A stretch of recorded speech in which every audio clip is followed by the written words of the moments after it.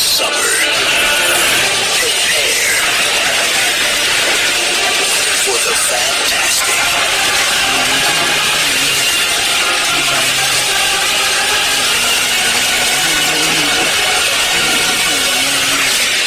Fantastic Four. 20th Century Fox is proud to present an exclusive preview behind the scenes of the Fantastic Four. Fantastic Four is the story of four explorers who travel into space to study an abnormal cosmic storm of energy. It was a mission that was to help all of mankind. It was an accident that would change their lives forever.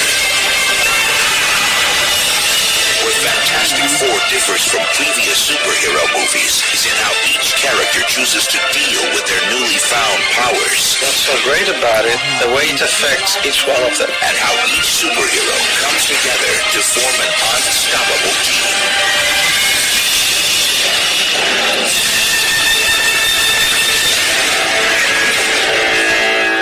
Fantastic Four's leader, renowned scientist Reed Richards, was a role that would prove a perfect fit for rising British actor Ioan Gruffudd.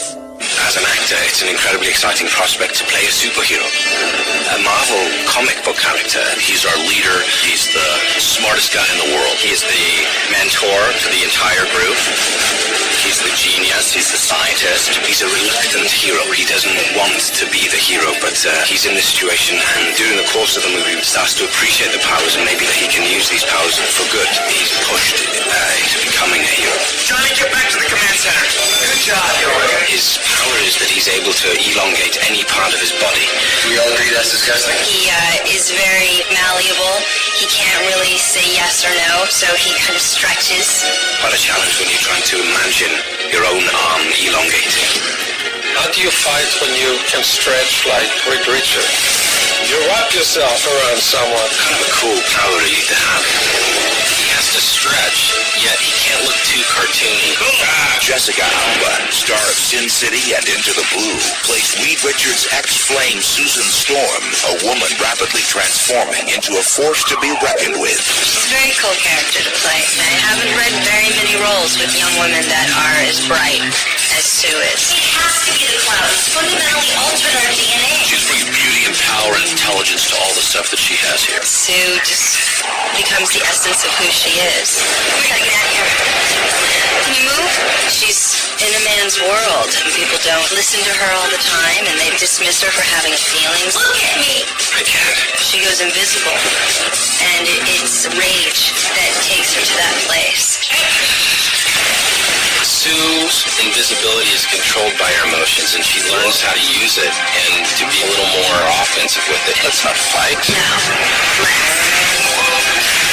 they shoot the scene with me, with the other character by himself, and then with me by myself. That will allow us to get Jessica's performance on film even when she is invisible and see it. Chris Evans earns himself a reputation as one of Hollywood's hottest rising stars in the role of Johnny Storm, Susan's hot-headed brother and the youngest member of the group. The space pilot does what a very small percentage of people in the world can do, so I think he has a bit of an ego about this. He's really confident, and his smart mouth. I'm always you're never going to believe what just happened to me. He gets given a huge power, so I think he really tries to run with it and soak up the limelight as much as he can. Come on, buddy. The only guy who thinks this is cool, his power is he can burst into flames. He kind of ignites his whole body. He's hitting her from his core. This actor is going to spontaneously ignite sometime during the production. He is Johnny Storm. You don't want to walk around on fire for the rest of your life, do you? Is that a trick question? Let you fly when it's fully engulfed. Don't even think about it. Never do. Kind of your dream in a way to be able to play someone who can fly around and throw fireballs. The expectations for the torch are huge. He needs to be completely on fire. He still has to seem organic. You have to be able to see his musculature and read his emotions. I do motorcycle things. I do some snowboarding stuff and some flying stuff. I get a lot of stunt work. Go! I don't know if I'm up to par. I'm gonna have a lot of stunt men who live to that. When it came to playing the character of Ben Grimm, Michael Chiklis, Golden Globe and Emmy Award-winning star of the hit TV show The Shield, wouldn't take no for an answer. When I was 18, I said to my brother, if they ever make a Fantastic Four, I'm going to play Ben Grimm. Well, I don't think many people have had that desire. Take camera only, Mark. And he's so excited, so enthusiastic about what he can bring to the story. Woo! On the page, he's this orange rock. And you take something like that and make it credible and real. He completely changes into something that he wants out of. He's not interested in being a superhero. I swear to you, you're going to be Ben Grimm again. Ben was handed the worst of them all. He's a man trapped in another body. And as the story progresses, he becomes more and more despondent. But Ben is the ultimate simple hero. He will protect his friends. Clobbering time.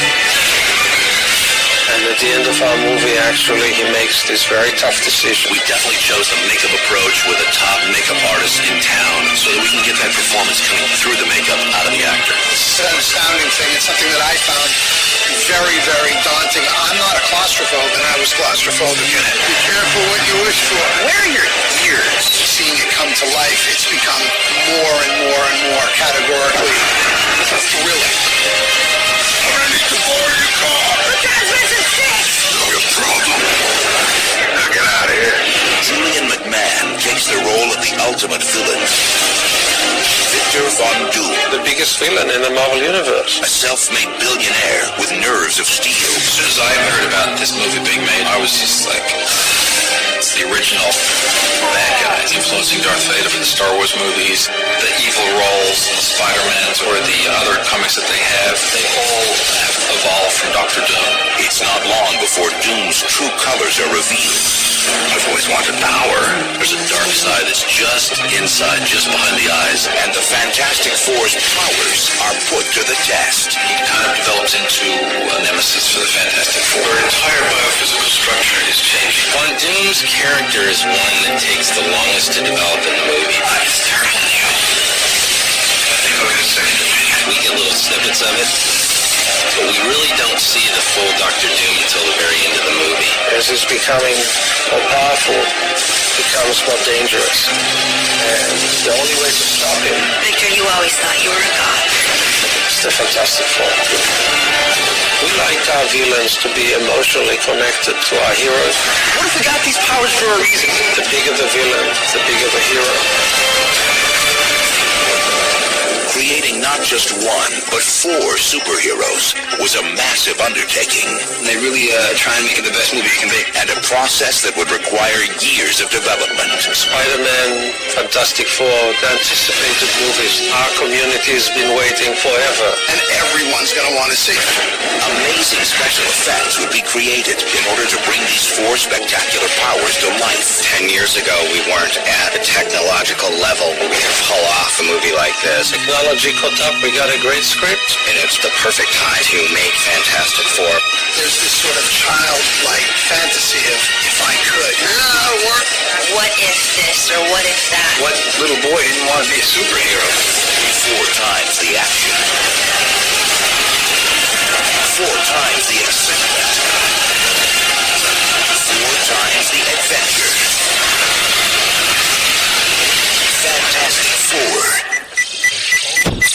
Oh, you're hot. Why, thank you, so are you. July 8th.